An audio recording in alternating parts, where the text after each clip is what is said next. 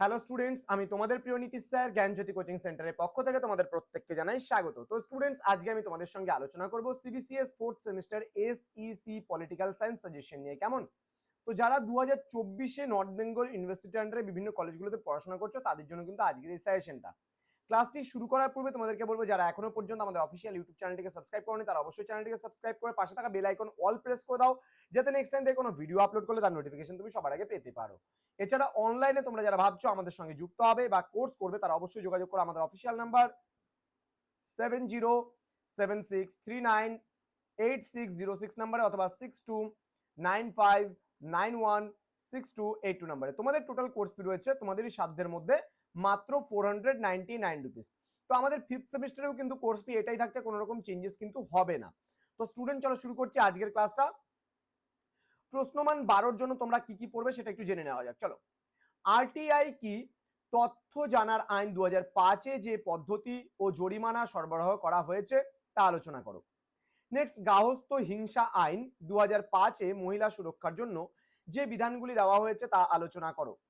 Next, ফৌজদারি আইনে police ও প্রশাসকের ভূমিকা আলোচনা করো।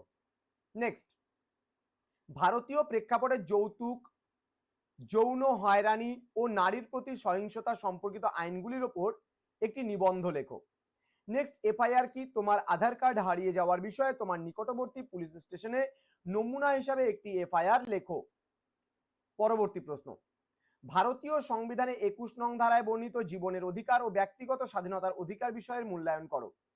নেক্সট, ভারতে বিতর্ক নিষ্পত্তির পদ্ধতি হিসাবে লোক আদালতের গুরুত্ব আলোচনা করো।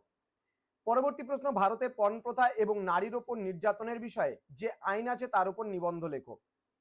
যৌন হয়রানি হবে, এটা যৌন হানি নয়, হয়রানি। ওকে, গার্হস্থ্য সংক্রান্ত প্রধান আইনি বিধানগুলি আলোচনা করো। নেক্সট, ভারতের লোক আদালতের গুরুত্ব ও ভূমিকা সম্পর্কে আলোচনা করো। পরবর্তী প্রশ্ন, সাইবার অপরাধ কি? ভারতে সাইবার অপরাধ নিষ্পত্তির জন্য কোন কোন ব্যবস্থা গ্রহণ করা যেতে পারে তা আলোচনা করো। পরবর্তী প্রশ্ন, ভারতীয় সংবিধানে বর্ণিত মৌলিক অধিকারগুলি বিস্তারিতভাবে আলোচনা করো।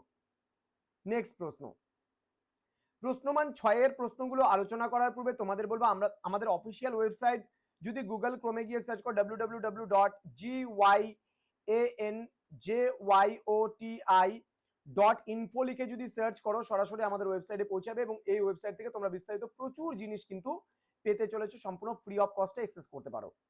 নেক্সট, ভারতীয় দণ্ডবিধির অন্তর্গত প্রধান অপরাধগুলি আলোচনা করো। নেক্সট, ভারতীয় সংবিধানে 32 নং ধারা আলোচনা করো। নেক্সট, ভারতে তপশিলি জাতি ও উপজাতিদের উপর নৃশংসতা প্রতিরোধ আইন সম্পর্কিত প্রধান আইনগুলি আলোচনা করো। নেক্সট, পিআইএল বলতে কি বোঝো? ভারতে পিআইএল এর তাৎপর্য আলোচনা করো। নেক্সট, উপভোক্তা অধিকার বলতে কি বোঝো? ভারতে উপভোক্তা অধিকার সংরক্ষণের আইন সম্পর্কে আলোচনা করো। নেক্সট, ভারতে কিশোর আদালত সম্পর্কে আলোচনা করো। নেক্সট, মহিলাদের পরবর্তী প্রশ্ন বলেছে মহিলাদের আদালতের ভূমিকা ও গুরুত্ব আলোচনা করো। নেক্সট, সুপ্রিম কোর্টের, ঠিক আছে, সুপ্রিম কোর্টের লেখ জারির এলাকা সম্পর্কে বিস্তারিত আলোচনা করো। সুপ্রিম কোর্টের লেখ জারির এলাকা সম্পর্কে বিস্তারিত আলোচনা করো।